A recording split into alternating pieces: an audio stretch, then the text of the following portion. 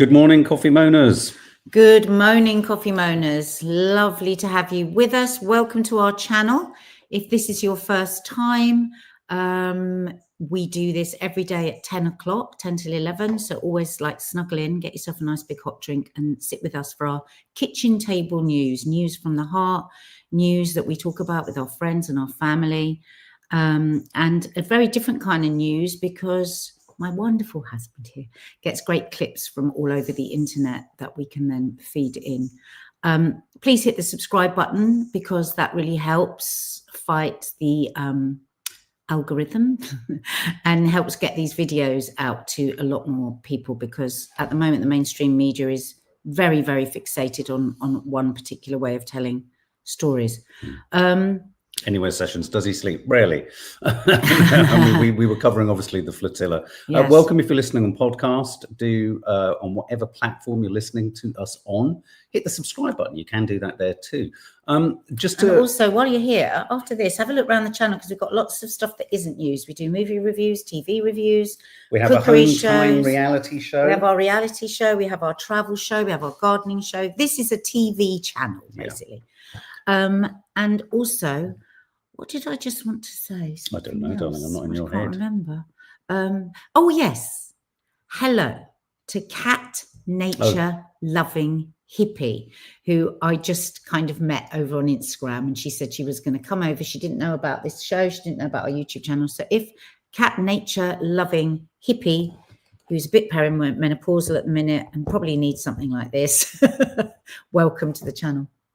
So what we're going to be talking about today is some pretty serious stuff. Nadia did say sort of cozy up, get a cup of tea. It doesn't necessarily mean the content is cozy.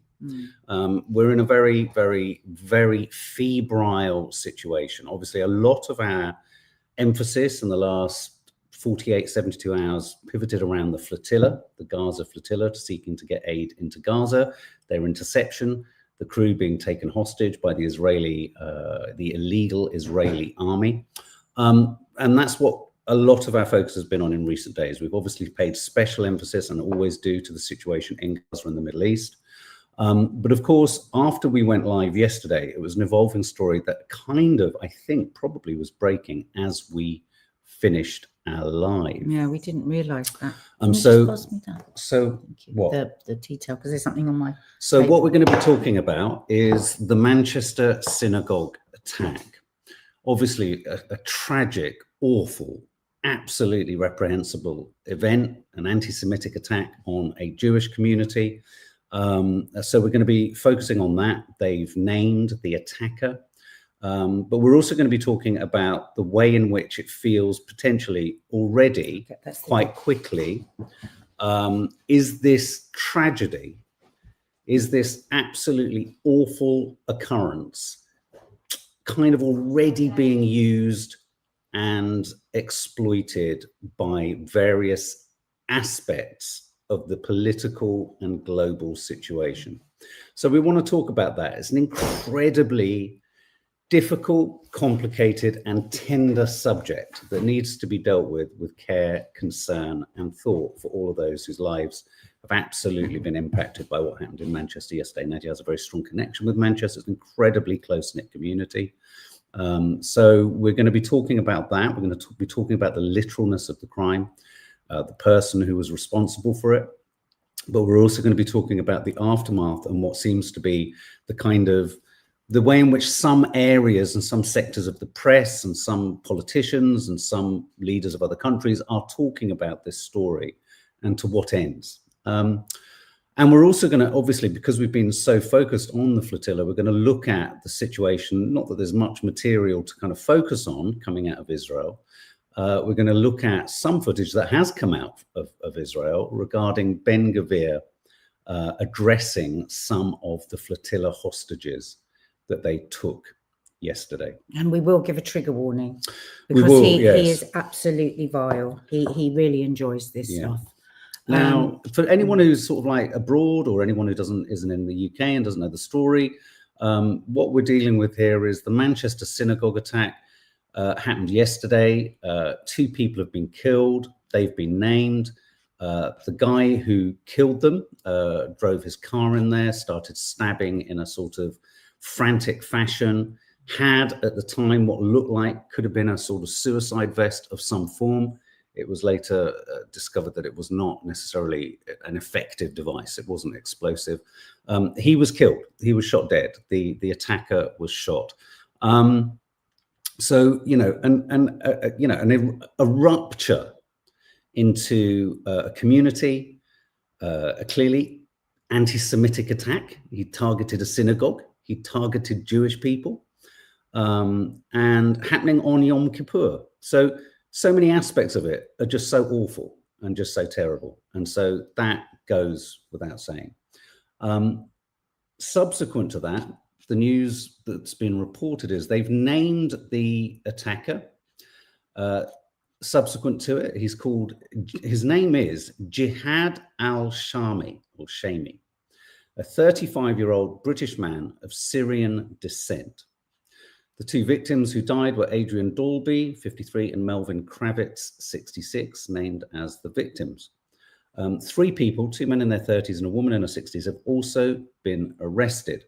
And Keir Starmer gave a speech shortly after, the events of yesterday, which I'm going to play in case no one's seen it or heard it. I'm just going to play the speech, part of the speech that Keir Starmer gave. And we're going to be reading some of your comments out because lots of people have got opinions. Okay. Reading them. Earlier today, on Yom Kippur, the holiest day for the Jewish community, a vile individual committed a terrorist attack that attacked Jews because they are Jews, and attacked Britain because of our values. So many Jewish families first came to this country as a place of refuge, fleeing the greatest evil ever inflicted on a people. And Britain welcomed them. Communities like the one attacked in Manchester provided safety, but also the security that comes from a promise that this is a country that stands up to hatred, and that we don't just provide refuge, we provide a home. For so many Jewish families, that is the story of Britain. But Britain is also a country where Jewish buildings, synagogues, even schools require round-the-clock protection, where dedicated specialist security is necessary because of the daily threat of anti-Semitic hatred. Today's horrific incident shows why. So, as we say, I think we've said, it's just, any human is going to see this as an awful act of violence. I do want us to move and step beyond the immediacy of that and just start to explore the suppositions, the assumptions, and the theories that are spreading out from this awful crime. And I think one of the most of a rogue player. Of a rogue player. Yes. I mean, this is the work of of a a maniac. whack job. A whack job. He's a whack job. And what worries me is when Keir says he has an attack against British values, because that stirs up hate, and there is enough hate in the world. This is a rogue act by a rogue person who is clearly deranged in some way, and to try and say we know that's what that will bring up Islamophobia. We've got anti-Semitism, we've got Islamophobia, we've got Islamism, we've got Islamophobia. We want to bring that all down, both sides. We don't want to be inflaming. And I found that inflammatory, him saying that. Well, okay, let's just pause and let's just take a breath. I'm going to play you something. Michi makes a very good point. Since the New Zealand mosque massacre of 2019, I don't know if anyone remembers the mosque attack in Finsbury Park as well. A few years ago, the guy was killed by a van driver. Most mosques have also beefed up their security too. So it's really important to stress. And we've got to. Isn't it sad? Isn't it so sad that religious places have to do this? Yeah. It's just awful. So I think Keir Starmer inflaming tensions. I felt I tell you who certainly was inflaming tensions yesterday, and I've got a couple of quotes from other people who are inflaming and fanning the flames of tension. Let's just say it one more time. This man is not representative of Muslims. And the inquiry and the investigation is ongoing. You know, we can assume and call it an anti-Semitic attack insofar as he attacked a synagogue and he killed Jewish people. Yeah, there's no doubt. Yeah. Just like if a Jewish person attacked a mosque or and killed people, you would say that's an Islamophobic attack. But it in no way means that every Jewish person is responsible for this. You know, do you know what I mean? What do you mean if you reverse it? If you reverse it the other way around, these are rogue actors. Yeah. And I just want to talk about the fact that yesterday on the radio, and we're talking about, let's not forget this, we're talking about this today, the day after, almost 24 hours later. Sheila Fogarty on LBC, and I am going to call her out, and I need to call her out, and I have called her out on my Instagram. I think she engaged in some of the most reprehensible and entirely inappropriate, what would you call it? Sort of, I haven't heard it. Flag waving, inflammatory language and inflammatory airtime to peddling utterly spurious and unprovable lies for 3 hours. For 3 hours. I had to attend to my mother yesterday. We've got a lot of kind of medical issues going on in our private lives with various people. And I was attending to my mother at the time, and they were, for whatever reasons, I had to listen and was listening to I could not believe that for 2 to 3 hours, she only courted this concept, which was, and she kept saying it again and again. It was like she'd had some kind of zipper released, and she was free to really let rip on something that she hasn't been able to say almost all year. And basically her line was this: that anti-Semitism is here, it's large, and the anti-Israel sentiment of all the marches is a cover for basic anti-Semitism. I was agog. Oh, that's a shame. Agog. That's such a shame, because that's a real shame. So that's a real shame. You know, we've been on multiple marches, and they really are. I mean, the arrest rate is just tiny. And when we walk with our Jewish brothers and sisters, and they talk about how distraught they are by what is happening to the Palestinian people, it's some of the most beautiful conversations, and they would be very angry with that summation. That word. I'm just going to play. They would be very angry and very hurt, and they would be saying, "Don't talk about it in that way in our name," because we know there are across the world, there are Jews across the world that are distraught at what is going on in Palestine. So that's really, really naughty. Has she ever been on a march? Has she ever had the conversations? She's always got very good friends who have. That's such a shame. Well, then I have been on the marches. And I have walked at the front, I've walked to the middle, I've walked at the back, and everywhere I've walked, I've talked to Jewish people that are joining us, and we have amazing conversations. So I really would love to invite her to walk with us on the 11th of October, and we could have that conversation, Sheila. If you like, we could have a conversation, and we could talk to some of the Jewish people that walk with us, because I think that's a shame that you think that. It's not true, honey. It's not true. It's not true. She actually said this. It's coming back to me. She also said to a caller, you know, sometimes I just don't push back on the G word because one just knows the abuse one's going to get.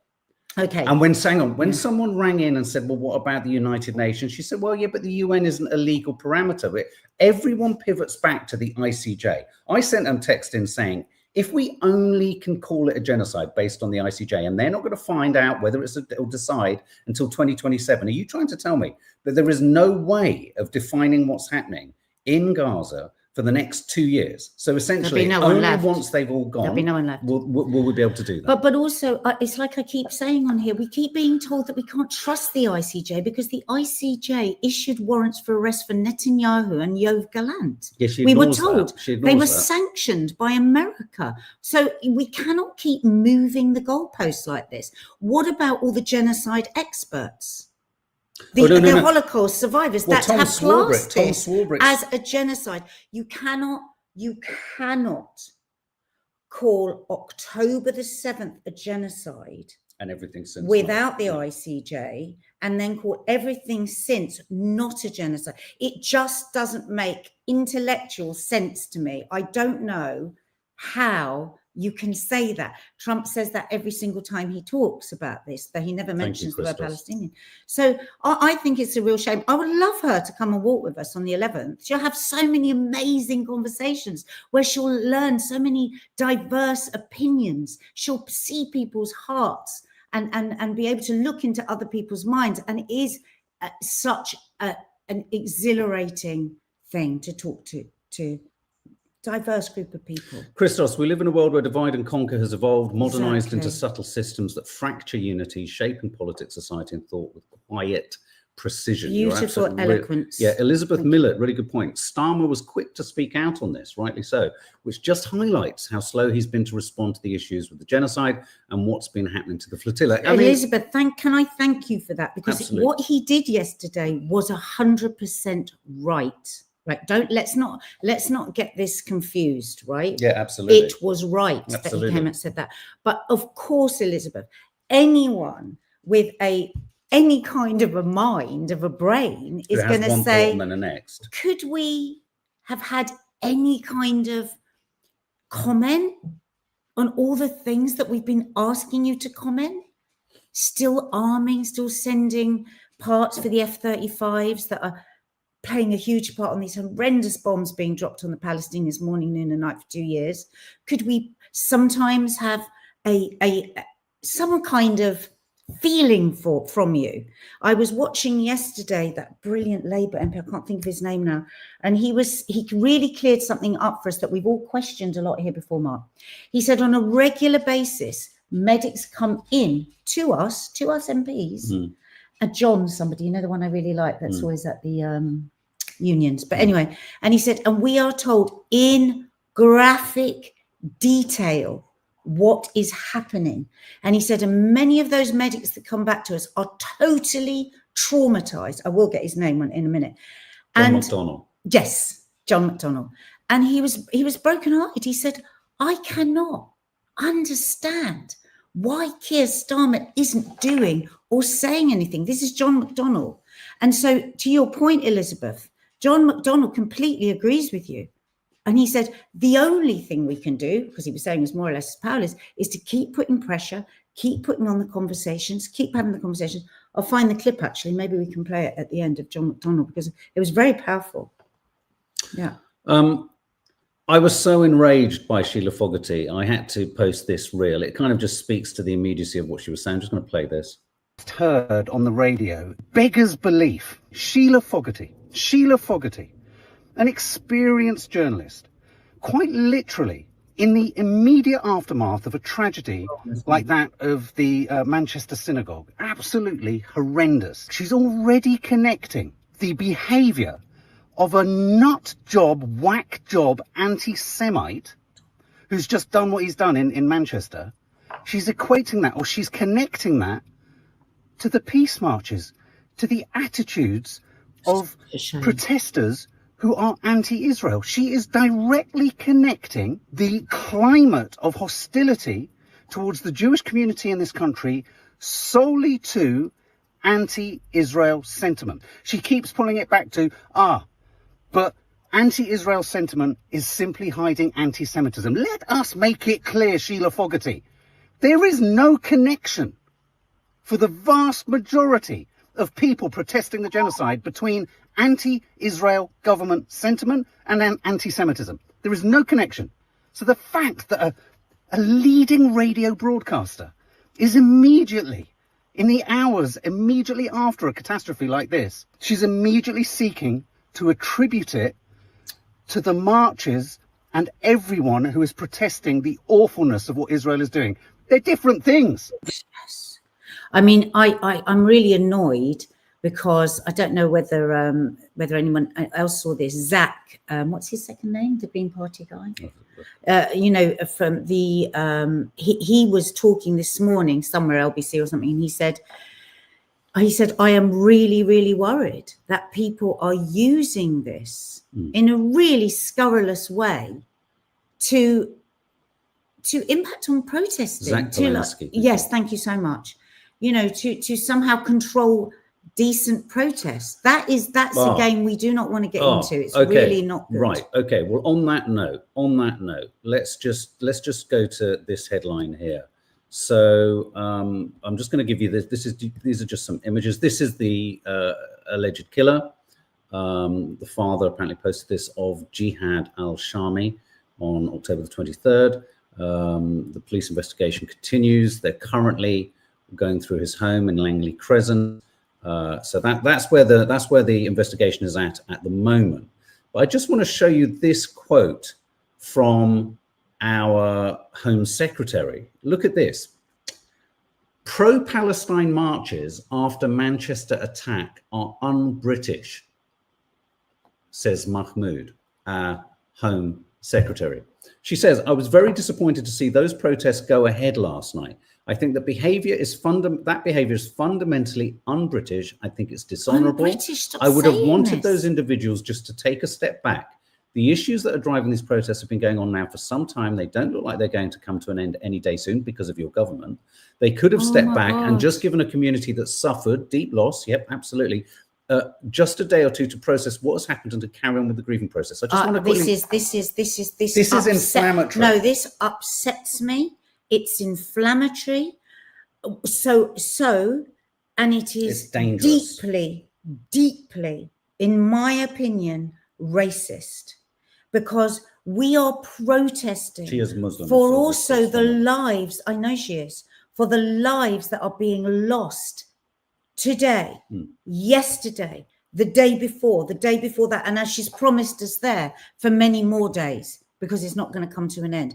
Do we put on pause due to the inaction of the government? Do we put on pause campaigning to try and get the killing to stop, to try and get the formula in for babies that are starving to death? I have video after video here of babies screaming for food, 3 or 4 of them in an incubator at a time, screaming, dying from the pain. The organs start to dissolve because when they're starved. But she wants us to put that on hold. You can have many thoughts at the same time. Yes, this is awful. It needs to be addressed. It needs to be talked about. So true, but don't tell us not to continue caring in the way that we have cared for the last 2 years and 75 years about this emergency. It's an emergency.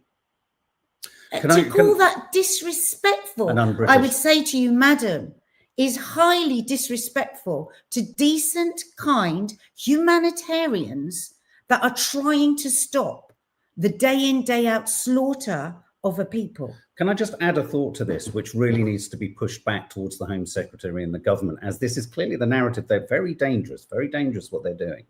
By suggesting that this is un-British, unpatriotic, inconsiderate, by saying it's inconsiderate to the Jewish community, the marches that happened yesterday, is to accuse the marches of being anti-Semitic. It cannot be read any other way. And they are not. Now, I just want to, on a literal, I love the technicality sometimes of things.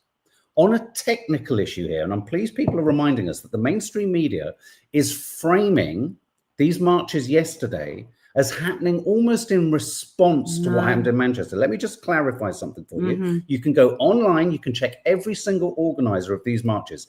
All of the marches that happened yesterday, and the police are extraordinarily, and we're going to show some clips, pushy and firm in the way they dealt with these protesters.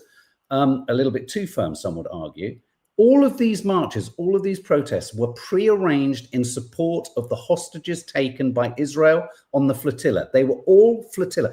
And if you need evidence of that, the same marches have broken out across America and across the rest of Europe. This wasn't some strange Muslim, radical Islam inspired desire to hit the streets and march and go, hey. And well done, Labour, for showing us how incredibly unintelligent you are, because what you did was you gave sustenance. Precisely. 2 or 3 weeks ago, a foreign national stood on a stage in the middle of our capital city, London, and said, "Oh, all problems here are due to Islam. And when did Britain allow this to turn into Pakistan, right? Was he called out for anything by the government? No, he incited hate. And that has fueled that kind of hate. A man from Belgium came and stood on the stage and shouted that out in our city. Everything that is a problem here is due to Islam. I would call that Islamophobia. Would anyone else? I haven't heard a single word from the government. And when you've next got a riot on your hands because you've inflamed this idea that every single problem in this country is down to migrants and Muslim, you just stand back and pat yourself on the back. Because you've inflamed it. You've not only inflamed it, but I've just seen someone say, "Oh, pull the other one, all organised on Yom Kippur." Can I just say, one man. Hang on, what? It wasn't everybody. It was one man that did it. No. The marches were organised on ahead. Yom Kippur. Yeah. They weren't even, they were an immediate knee-jerk reaction to the flotilla. If the flotilla had happened 2 days ago, it would have been 2 days ago. If it happened today, they would have happened today. You only have to look at all of the other marches that are happening across the world to know it was a reaction in support to the flotilla. Incredible support. Natasha 2827. I heard someone saying on the TV this morning that the marchers were celebrating the tragedy that happened at the synagogue. Can we just all bring down the hate? Madness. We want more peace. We don't want more hate. Hate makes us all less safe. And I can tell you, I promise you, we have been on march after march after march. I have not seen any hate. I have seen passion. I've seen fear. I've seen desperation to make the world just fucking stop and take a minute and think about what the hell is going on. Because a few more months of this, and you know, they are. I'm really, really scared that we are not going to have any Palestinians left, because that is what the end of a genocide is. Also, the other thing that I think needs to be placed at the Home Secretary's feet and at the government's door is the reason there is persistent and constant marches and the reason that people feel the need to repeatedly hit the streets and protest peacefully for what is happening in Gaza is due to your government's total inaction. Yeah. If you were more responsive, if you had been more responsive over the last 2 years, you wouldn't have this problem. If you weren't egregiously curtailing the expression of, frustration with the genocide in terms of the prescription of Palestine Action, for example, lots of peaceful protesters being thrown in the slammer. If you weren't going that route, you probably wouldn't have half as many protests to call un-British. But I also want to read Can I just remind you quickly, this government tried to get these marches shut down, tried to label them as hate marches, and the government before. And guess what? The chief of police said, I cannot do that because there's not evidence of that. Do you remember? Do you remember that? When Suella Braverman wanted them shut down and the head of police had to go against her because if it's not in the law, and they were peaceful marches, not going to have this. It's not fair. Sheila Patterson, so our Home Secretary is trying to stop us showing humanity and compassion. Are we slowly being state controlled? It certainly feels like that. I just want to read out. I've got no way. I want to understand what you think about this. Mark, can I just pause you for 1 second? Sorry. It's just that we talked about the flotilla. I'm just aware that if anyone's come in and they might not know because there's been nothing on really on the mainstream media. So basically, British nationals included, hundreds of people were taken hostage yesterday and the day before in Israel in international waters, which is a war crime. And we've heard nothing from Keir Starmer. We are going to go talk about that too. What do people make of this? When asked about the name of the attacker yesterday, and his name is Jihad al-Shami, Mahmoud, the Home Secretary, said this. I'm just curious. I find this a curious quote. The woman who's responsible for this, the Home Secretary. She said, she's new, isn't she? Because of is now the Foreign Secretary. I was very surprised to discover that name myself. Actually, as a Muslim, I've never heard someone being called Jihad, but it is the name that he was born with. That has always been his name. Now, people might. Does anybody here know what the word means? Do you know what the actual literal translation of jihad is? It means to strive, to struggle. I think people a only fight. see it as the people that are, now, obviously, you know, we also know jihad as, well, I don't keep saying it, you should, you know, as also we know it from, you know, terrorist, from a terrorist. Jihadi John. Yes, we know what that, and all the horrors, absolute horrors of that. But the actual origin of the word is that. Now, I suppose she's saying she's never heard anyone actually called that as a name. I'll have to ask my dad. Ask your dad. Yeah. Strange. What a strange thing for her to comment on. Why I couldn't work out why she would home. Why would she say that? I mean, maybe because the only thing I can think is my dad. maybe because it's so odd. What a strange thing for her Because to say. But maybe that's because of the strength of the oddness that even a Home Secretary who's Muslim kind of couldn't help but comment on. Very, very I mean, strange. if I was, you know, and again, this is not in any way, it does seem curious, doesn't it? I mean, when I read it first, it felt like his name was Jihad of Shame. If you look at his name, Jihad al-Shami, Shamey, the Jihad of Shame. I'm just asking my dad. Oh, Sophie, yes, my uncle is called Jihad. Is he? Really? Oh, Sophie. Why okay. do you think she said that, the Home Secretary? It Such doesn't an mean odd to fight. statement. No, I'm saying No, it means to I struggle. think that's how it becomes characterized. That's what I mean. It's become just a negative word because of the terrorists, that Jihadi John. But look, it's lovely. actually, Christos has sent the literal translation. yeah, it's to Jihad strive. equals striving or doing one's utmost. Yeah. And al-Shami, well, but the point is that jihad doesn't have that doesn't resonate. That's what it means if you go all the way back, you know, Yeah. When it's used kind of in a non-West, through the eyes of the Western media, if you like. So jihad means striving or doing one's utmost. And his surname, al-Shami, thank you for this, Christos, means the Syrian, the Levantine. So let's just assume the name jihad is only being used with all the negative connotations. His name is literally a description of where he's from and wanting to kill, in terms of how the West understands jihad. So maybe, I wonder if she's saying, did he give himself a new name? Well, no, she's saying he was born with it. Oh, well, we're never going to get to the bottom of that. A very strange statement. Very, very curious. Yeah. But in other news, just also, I don't think it's just the I suppose there'd mainstream. be no journalist that will be able to ask her why she said that, because it's quite interesting. It's quite, yeah. Because I feel like she's saying something, but I don't know what she's saying. I do want to also say, so we've not only got journalists engaging in this sort of inflaming of tensions. I'm just going to, trigger warning, just going to pop up a headline by Julia Hartley-Brewer. Oh, God. Why is Keir Starmer shocked at horrific terror attack? Oh, God. It's his words and his actions that have fueled hatred. And the reason I've pulled that up is because that chimes Julia with... Hartley-Brewer never inflames anything, of course. That chimes with what Netanyahu said.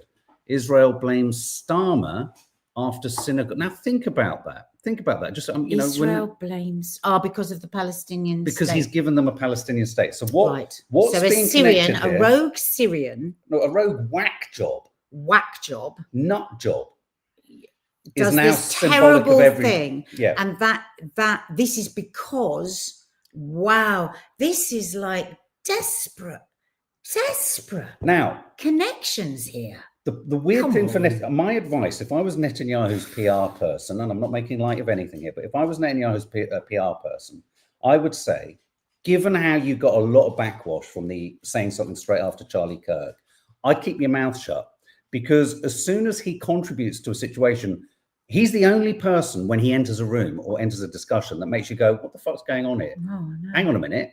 Oh, so 2 days ago, watching him talk about what he was going to do with the algorithm, and everyone was going, I can't believe he said that out loud, how he's going to fix the algorithm so that anything anyone says that isn't totally pro-Israel gets shut down. Yeah. Well, who would say that out loud? Absolutely. And of course, it's a huge leap to suggest that there's any kind of untowardness in this beyond what's actually happened, the awfulness of what's happened.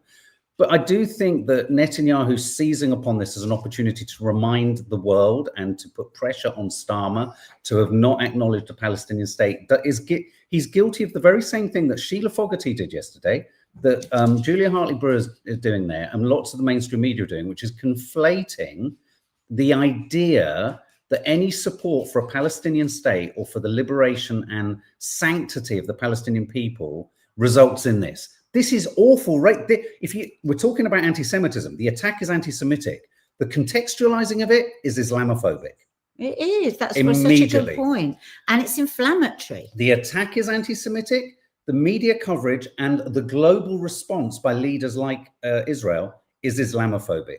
The You two know, things you've are got to happening imagine side by this. So side. like if a Jewish person goes and you know, a rogue Jewish person that happens to be Jewish and I don't know, a Jewish Italian, say for instance, would we in any way say that you know, this is against Italian values and this is, you know, this is the fault of all Jews? No, it would be absolutely ridiculous to tar with the same brush. Well, it's like I suggested the other day, when we were all anti the apartheid system of South Africa, everyone didn't then hate and attack white people.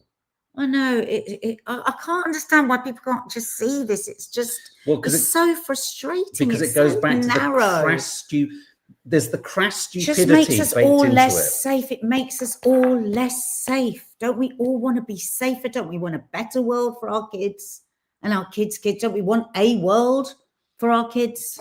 Let's just Haven't these people that like just want to keep adding flame to the fire, have none of them got family, children, elderly, a community that they worry about? Did they just totally just think of themselves and their own ambition? Well, let me use another example.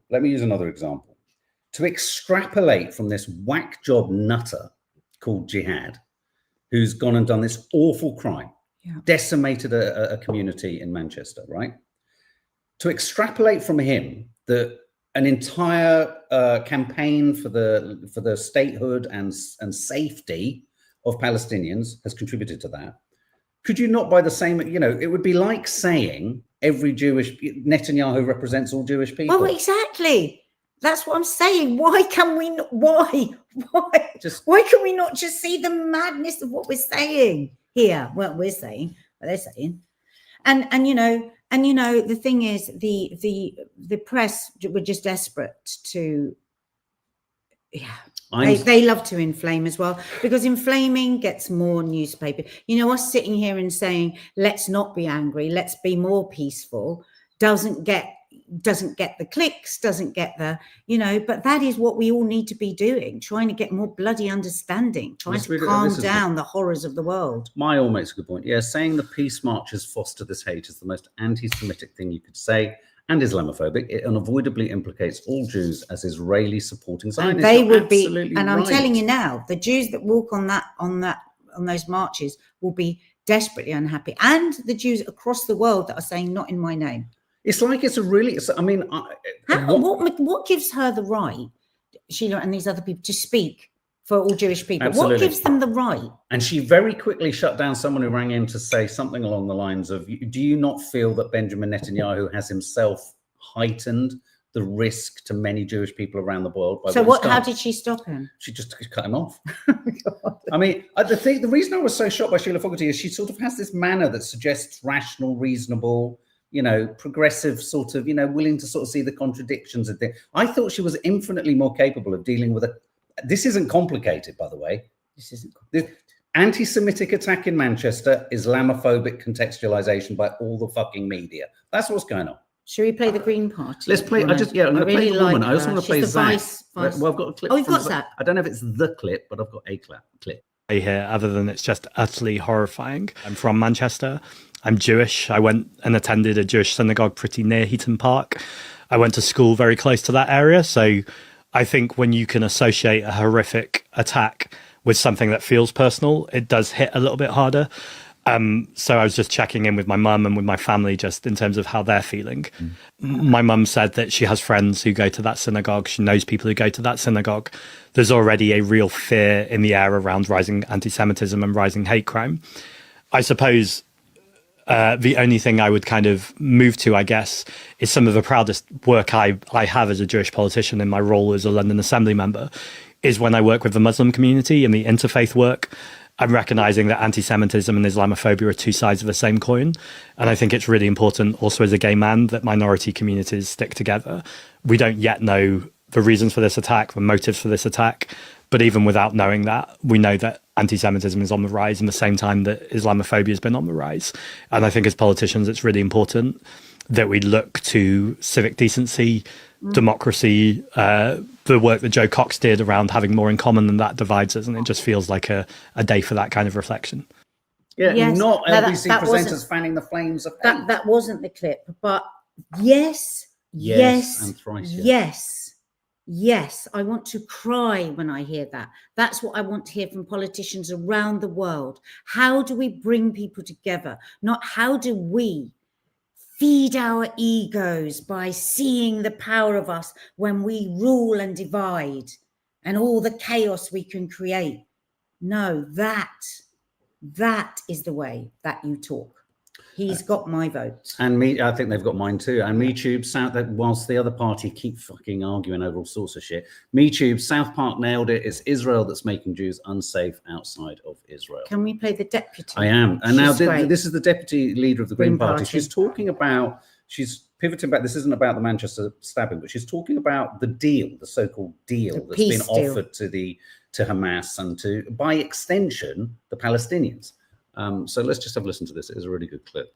Being asked to accept, I think it is total surrender in order to then start receiving aid they should be receiving anyway, in order for the genocide to stop, which it shouldn't be happening anyway. So we're in a situation, it's actually extraordinary if you back off it a bit and think about it, where it's almost condoning the lack of aid, the treatment of the Palestinian people, and saying we will only abide by international law if you do these things. That's a terrible starting point. But the other thing is, these people in Palestine these Palestinian people are traumatized. They have been going through a horrific, just unspeakable time. And they're asked to accept basically a colonial temporary state that's coming in, a colonial force coming in to take control of their place. It won't have freedom of movement. It will be, policed by an authority that has no Palestinian representatives in it. I mean, do you think that's going to have the buy-in of the Palestinian people? Why do you think then that all of the states surrounding Israel and Gaza have supported this document? Because they're desperate for it to end. Like, everybody just wants this to end. I want this to end. What I'm saying is, and I wish it wasn't the case, this is set up to fail, and this is not going to work. It's just so meaningful to have your thoughts and feelings validate. Now, she's a politician, and what do I really think about politicians? But it is important. It is important. And so, like we said, when Keir got up and made that speech, that was important. And it was important for the community and everything.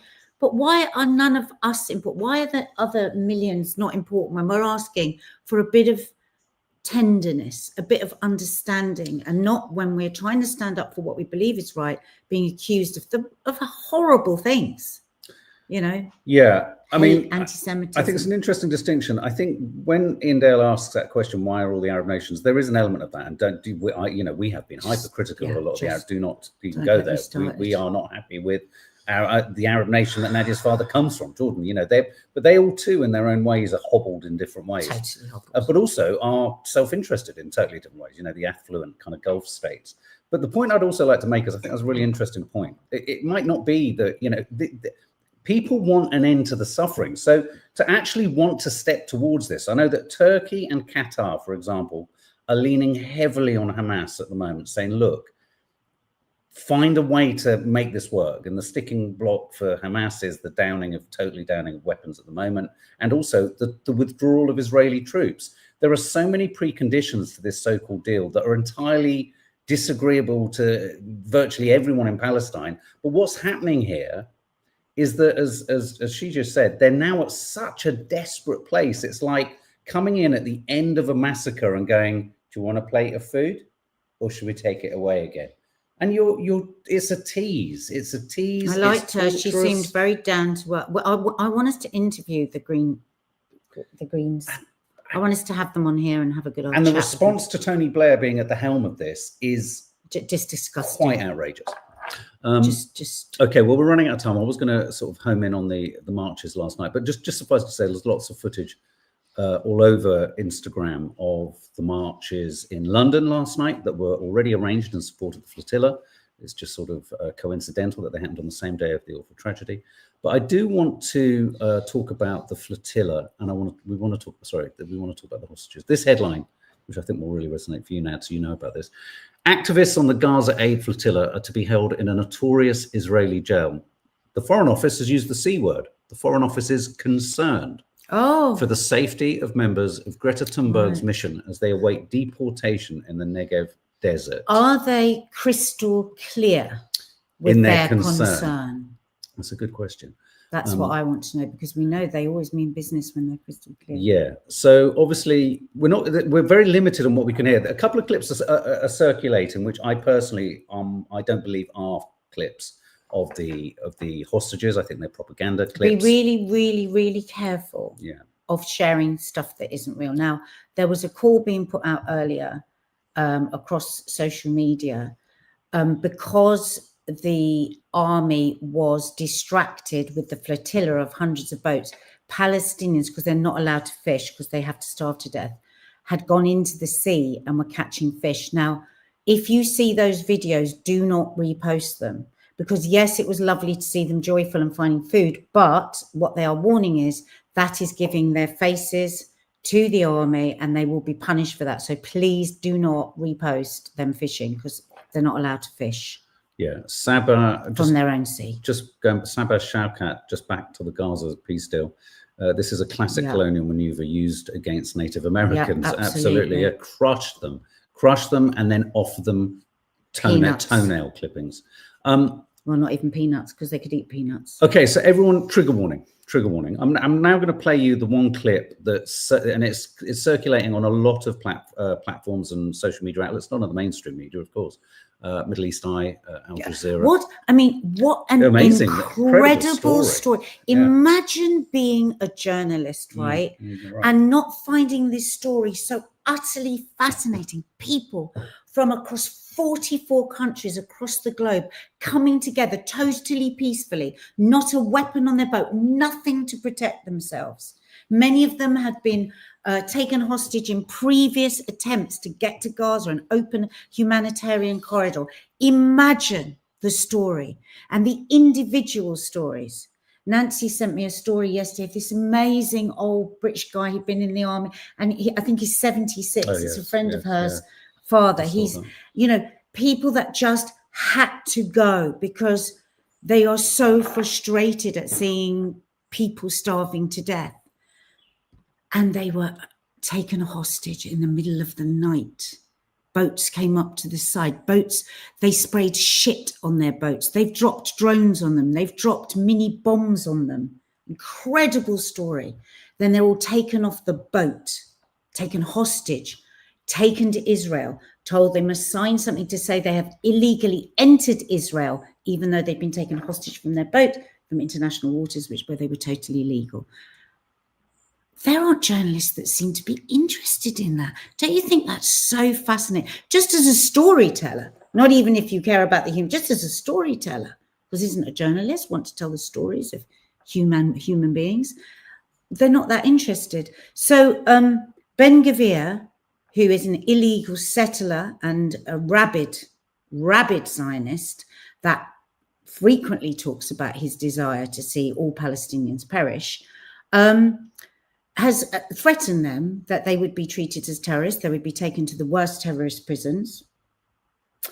And no government has done anything.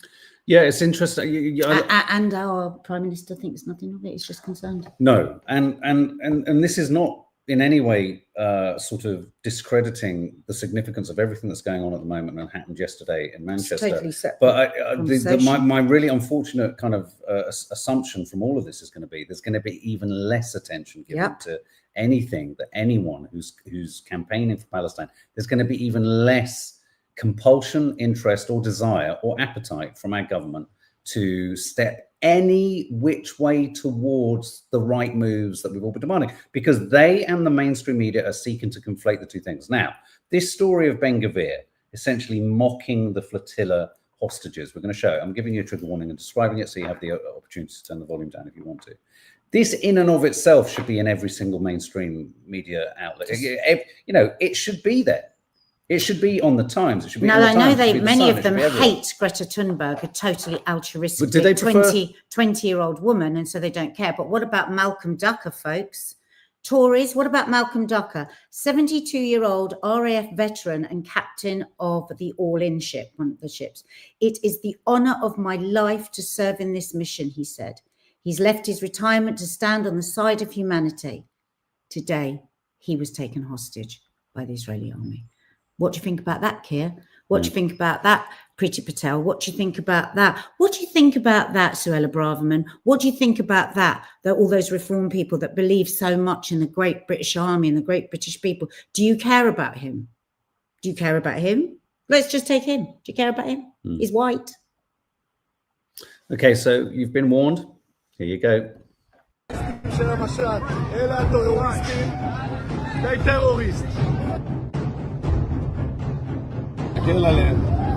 תומכי רוצחים. אגב, האוניות שלהם נמצאו קרחנה שלמה.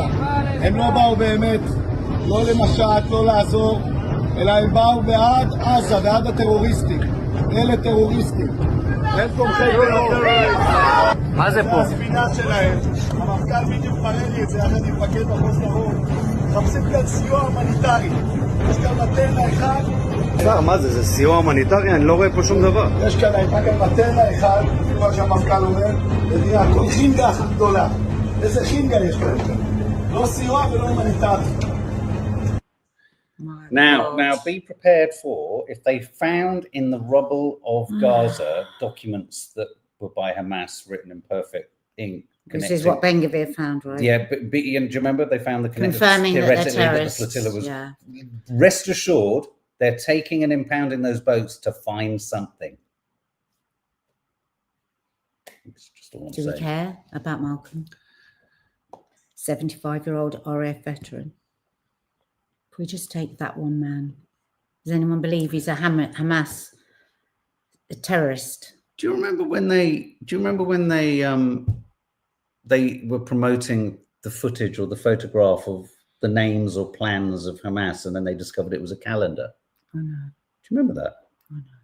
Not very good at it, are they? There's almost too much relish. Okay, shall we? I think we should read a couple of comments because people have been really commenting so much today. Thank you so much. Guys, please hit the like button. I know it's weird when it's such a sad topic, and hit the subscribe button.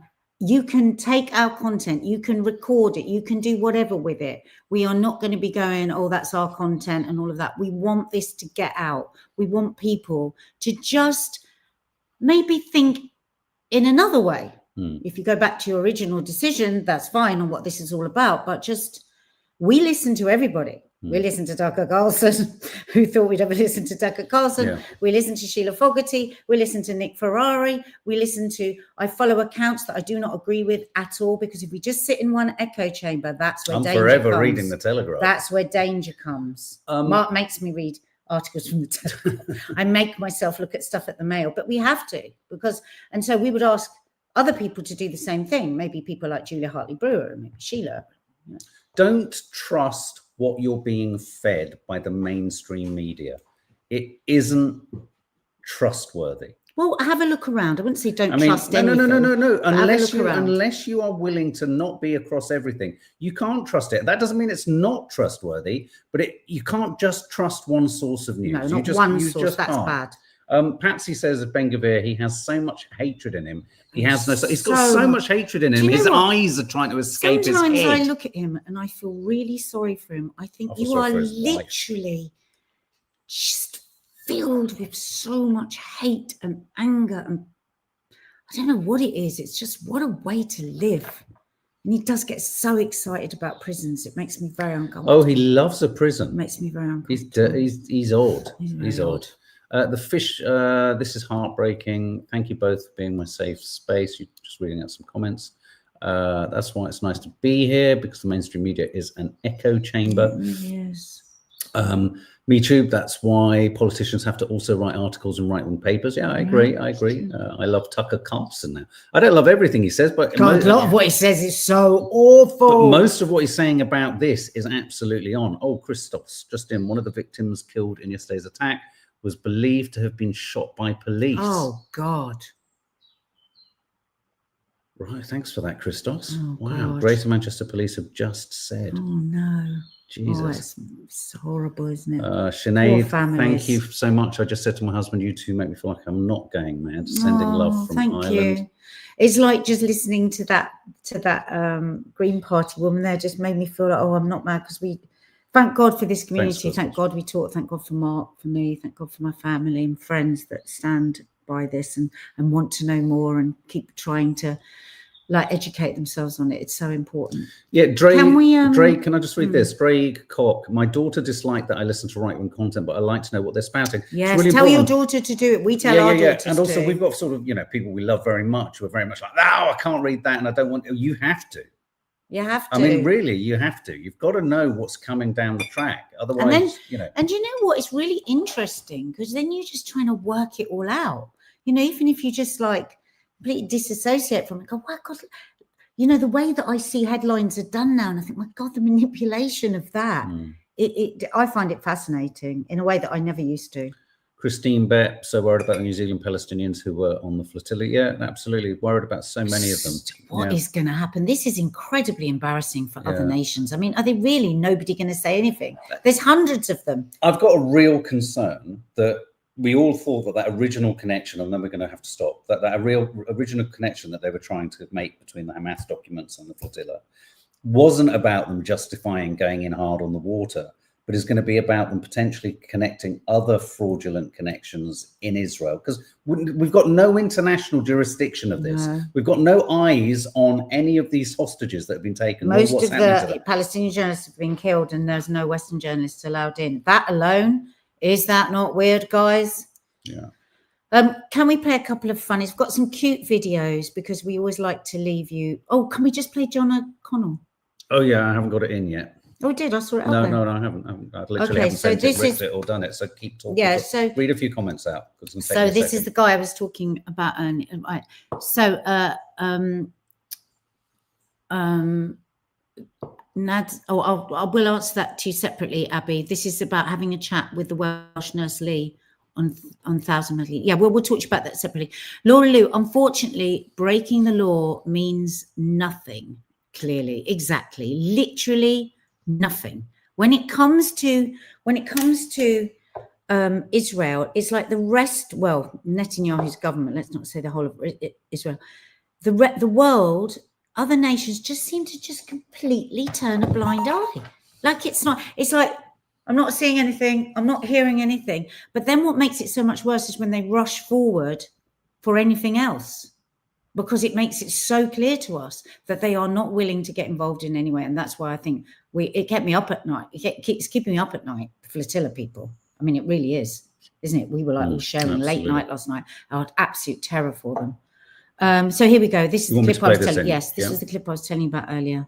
I don't understand why Israeli ministers are allowed to come to this country. You know, we had the Israeli president come here. What's going on there? Oh, no, I've been calling for the expulsion of... Okay, we've run out of time. We'll play it tomorrow. I'm just gonna play you this funny. This made me roar with laughter, and then I'll dig out the other ones because I've run out of spaces or slots for them now. So I'm just gonna play this. This made me really laugh. I don't know who these guys are, but they're very funny. Yeah. I happen to have a bottle of 1942 Chardonnay Chateau Noir derived from the mountains of Mongolia.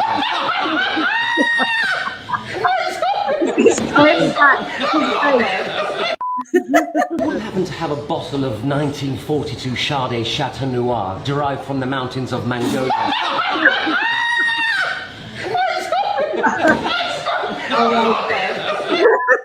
I think they do quite a lot of sketches. They like do that, a lot don't of. they? He's the main guy. I think is an influencer. It was just so that's just made me very happy. That clip. You know, when you see something you can keep going back to. Okay, so here we go. Got this is so cute, guys. Bye, baby. Good night. I love you. Bye. Bye. Go to sleep. Bye. Bye. Oh, is that the most well-behaved child in the world? Let me just sit there. Bye. Bye, baby. Good night. I love you. Bye. Bye. Go to sleep. Bye. Bye. Bye. Shit, honest to God, they soothe cute. my soul. These videos, so cute. And this one with the triplet boys, they are incredible. These little boys. There you had it. Up a bit. Where? You had it. It was just above. It was kind of here. Down. Sorry, guys. Down. Haven't got it. There. Oh, they're triplets. There's one boy there. Oh, right.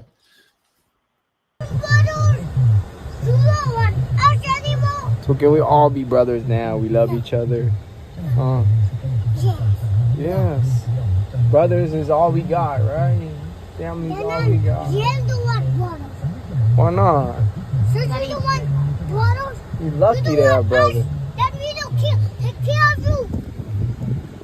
We always take care about you. All the time. Don't have no brothers.